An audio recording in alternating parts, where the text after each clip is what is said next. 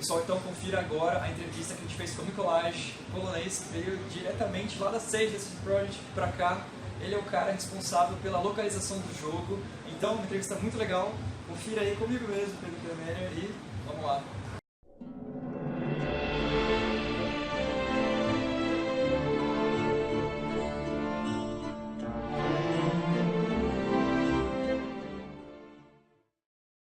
Hello, Mikolaj. We're very happy to be here.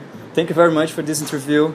We are Vale do Ponta. Vale do Ponta, it's the Ponta Valley from Brazil. Thank you, I'm very happy to be here. We produce a lot of things about Gwent, about The Witcher saga, and we are very happy to be here with this great event. And the first question is, I want...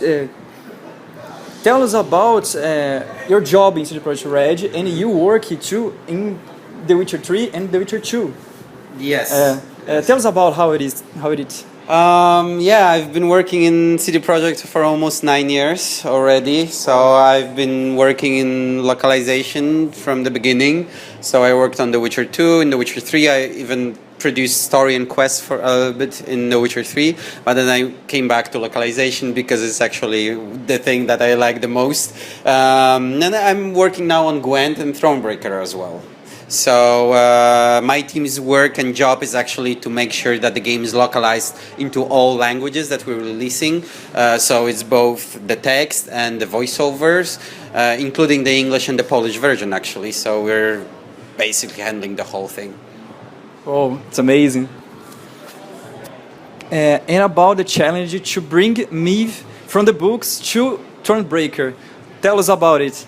Yeah, well, as you could see, Miv was described in the books, and it's very similar to, for example, Jorvet in The Witcher 2, who was mentioned in the books only by one sentence, but we said, hey, that might be a nice character, and the same was with Miv, because she's an interesting character. She's the queen of Lyria and Rivia. She's the only female monarch in the Northern Kingdoms, and she was described as super courageous, super, brave, and like a fierce woman and a very wise woman, actually. And we decided, hey, that's a cool character to actually base our story about, because we also have a history of strong female characters. So this is another one in our collection, and this time the player has actually the chance to control her actions. She's a completely different character than The Witcher. She's a queen. She's like this royal person. She has many more things that like decisions, situations that Geralt hadn't. So, for example, she has to meddle with politics. She has to, like, the player has to decide for her what's, for example, better for her and for her case, for the cause, for the army, for the war, for the country. Like, is it always better to be the good guy, or do you have to be like this bad guy that says like no mercy, execute him, or for example decide I don't know, should I say the truth or should I lie? So the game has a lot of consequences, and Miv is a very, very fascinating character, I would say. The CD Projekt RED and the Sapolsky books, we have a lot of amazing characters, and Miv is not different, right? Yeah, that's true. She's like, we try to give, of course she has a character, like we had to establish, because she's a given character, but of course we were trying to give the players the option to control or to decide in the game in a different way to make your playthrough feel personal. Like if you're a little bit more, I don't know, soft, or you're this hard and ruthless person. But Miv is very often confronted with decisions that there are no good ways out. You have to choose between one evil and the other evil. Choose the lesser evil. So this is something that's similar to The Witcher, but also to the real world, because we always are sometimes confronted with situations where there are no good or bad decisions. Yes. And what do you like most to do in the CD Projekt RED? And what's your favorite part of Gwent Homecoming? You have access to Homecoming, and what do you say about this? my favorite part working in CD Projekt RED is actually supervising the recordings. So I'm personally responsible for the Polish and for the German versions. So I actually go to the studio, I work with the artistic director, I work with the actors, I co-direct some of the stuff. So it really feels, because when you get the voiceovers back and you put them into the game, the characters actually come alive. You can really start feeling the emotions, etc. You basically give your soul to the character when you direct the actors. So that's the most awesome thing. When it comes to Homecoming looks amazing. So like graphically, like the card art, we really have awesome illustrators, awesome card art. And then when Homecoming it stands up even more. From the gameplay perspective, I have to say I hadn't had the time to play a lot yet, so I'm also excited to see what the guys actually did for Homecoming. I had a little bit, a small thing in Thronebreaker could check out, but the gameplay in Thronebreaker is different than in Homecoming. But I'm excited about both games. Oh, the CD Projekt RED have a great artists. In the last BGS, Brazil Game Show, we know De Lorenzo, it's a wonderful guy, he's a talented guy, and I love you. You are amazing. It's a question that I suppose no one asked for you. I don't know when I heard, but the Thronebreaker is called War of Blood in Poland. Yes? Yes. Why this name? That's a question to our marketing team, actually. This is because Thronebreaker is hard to translate into Polish. So basically, some of the regions, usually English, Polish, and Russian, have their own titles. But Thronebreaker, it's not really something you could translate into Polish. So we thought about another title that conveys what is happening in the game, because it's I don't want to spoil too much, but it's something that's happening in the game. Oh my god. You have to play. It's okay, it's all right. And another question, it's an important question to who love the lore of The Witcher. In the Thronebreaker logo, we have a lion, but the Riva logo, in the shield, we have an eagle.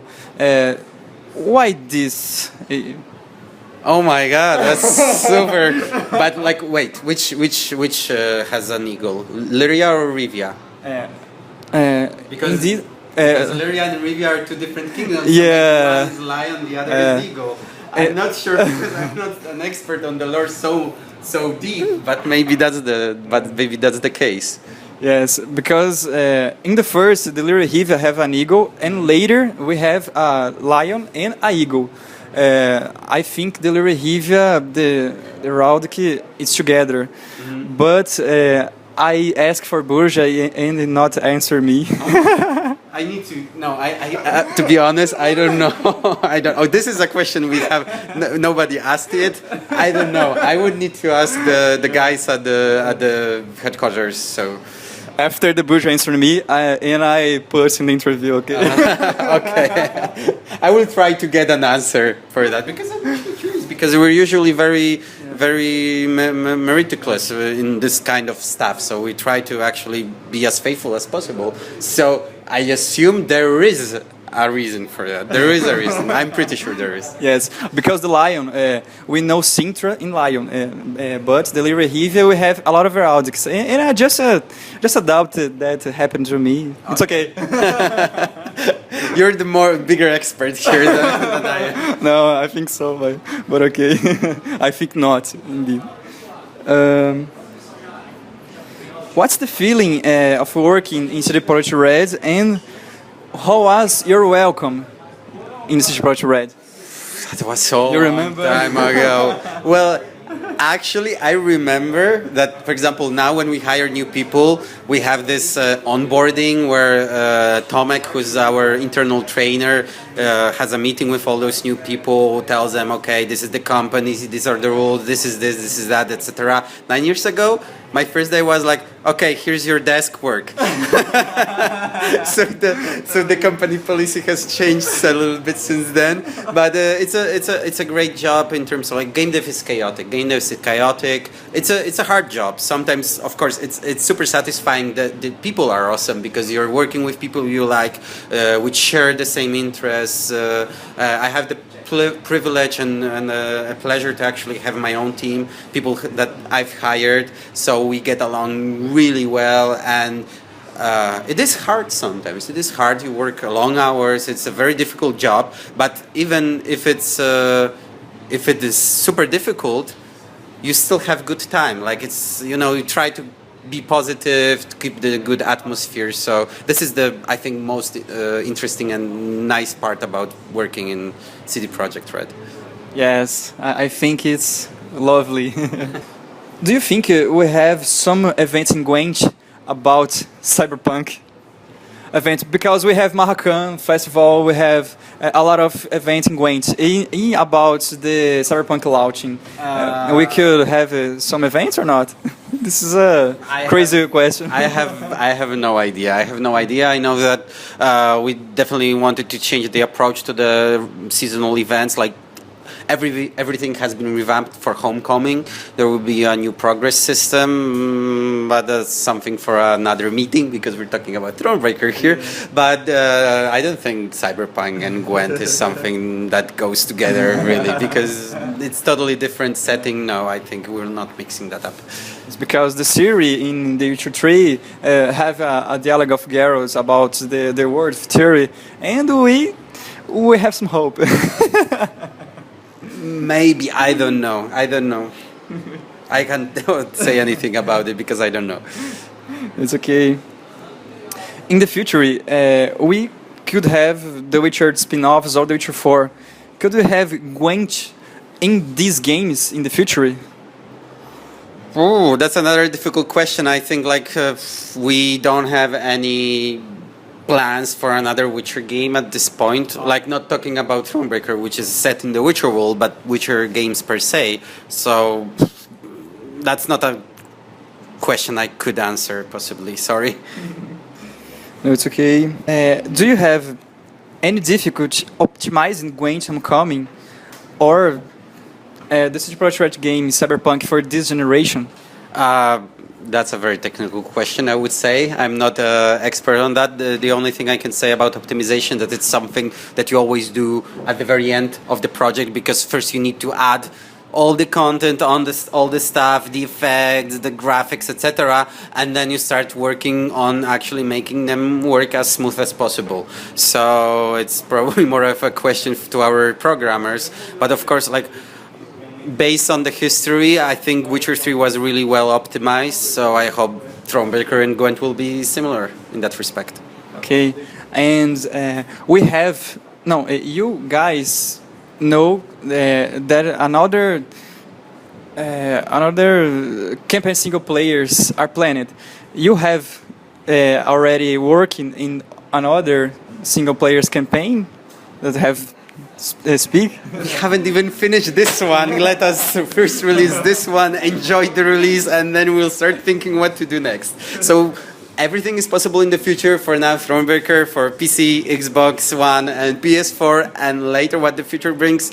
You know, it all depends also on your feedback. If you buy the game, if you enjoy the game, if you tell us it's awesome and this is the way to go, there's probably a higher chance we'll do another one like that in the future. But I can't promise anything.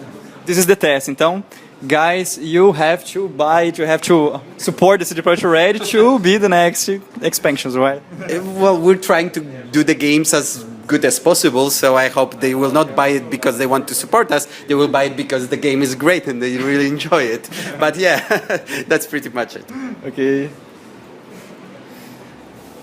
About the Gwent for mobile, you have any information or you thinking to make Gwent mobile? For now, we're focusing on the platforms that have been announced.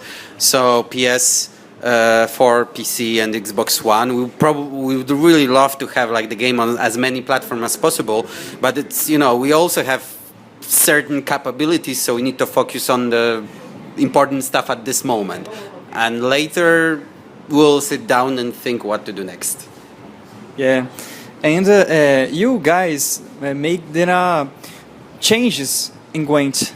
You think these changes is about the mobile or not? Is for the present game? Oh, no, they weren't done like in that sense. Like, okay, we're doing a mobile game. We need to revamp the whole game. We wanted to basically come back to the roots. So we wanted to, prepare a new version of the game, try out new mechanics. You actually could see some, like, you haven't played yet, but like you will see that in Thronebreaker as well. Even though Thronebreaker is completely different, like it is different from Gwent. So it is the same mechanics. But Thronebreaker, since it's a single-player game, it's not a competitive multiplayer game. We had much more freedom in designing cards, designing skills, designing the battles. So it is interesting. There's quite a lot of new mechanics, and I hope you'll enjoy them when playing Thronebreaker and at Homecoming. Yeah. And about, I don't know if you follow the Witcher TV show series. If Netflix come to CD Projekt RED and offer a Gwent card in the TV show, you accepted it? As far as I know, we're not involved in the TV show at all. Like, we're Witcher fans ourselves, so we're excited to see how the series will look like, and we hope it will be awesome. But as far as I know, as a company, we're not involved at all. And what do you think about Henry Cavill to Geralt? So sorry? About the Witcher TV show, Henry Cavill, it's the new Geralt. What do you think about this? Well, that's... I think... It's a hard question. No, I think like I shouldn't be talking about that like a person from CD Projekt RED, because like we're not part of the thing. Like, I have my own opinion as a fan, but that's off record. I can tell you later. We have some memes of Cyberpunk. We have. Can we show these memes? Because here in Brazil, we love memes. Memes, it's amazing. And I actually probably saw the memes yesterday because Gustavo, our artistic director, is like a meme lover as well, and he was showing me some cyberpunk memes already. So I think I saw them, like the one with the cat and the guy with the blowers, yeah, or the guy with the for the shoes in the flood. Yeah, I saw them already. Can I show some memes to you? Sure. Sure. These memes is not Brazilian memes. Yeah, this I know. But what do you think about first meme, dog? Yeah, no, it's awesome. It's awesome. Look at this boy. Yeah. Wait. The others. Yeah, that's totally Slavic. Just drones. Zika yes. This playing Pokemon Go, but it's totally cyberpunk. Wow, that's so awesome. So many. Wow, people are crazy. The Cyclops. In cyberpunk. These glasses is amazing. It looks like the guy from Ghost in the Shell. Yeah. This guy. What? And the roach. Yeah, no, it's cool. A lot of memes. Yeah, it's I love, like, internet is super creative in creating this kind of content. So these photos can in the game these ideas, I don't know. Well, yeah, you probably need to show it to our concept artists, because they're the ones who actually create those models and concepts for this one I saw as well. I'm no stranger to the memes, so I know. Thank you. And to finish the interview, we have a gift for you. And a gift for Pavel Burge too. Okay. This is a shirt. This is the Valo do Pontar t-shirt. I hope you enjoy it. Thank you. Thank you very much. Is your name in this shirt too? And this foi Pavel Burge. Yes. We love that. The star of Gwent. Yes, of course. Yes. Thank you very much. Yeah, I will text him right away that I have a gift for him. Thank you very much. We thank you very much, Thank you. Mikolaj. It's a pleasure to talk with you. You're wonderful people. And if you need something, tell us. We are helping. If we need more lore expertise, we'll contact you and enjoy the playthrough because you're still waiting for that. Yes, so I hope you'll enjoy the game. Yes. Thank you very much. Thank you very much. It's a pleasure. Thank you.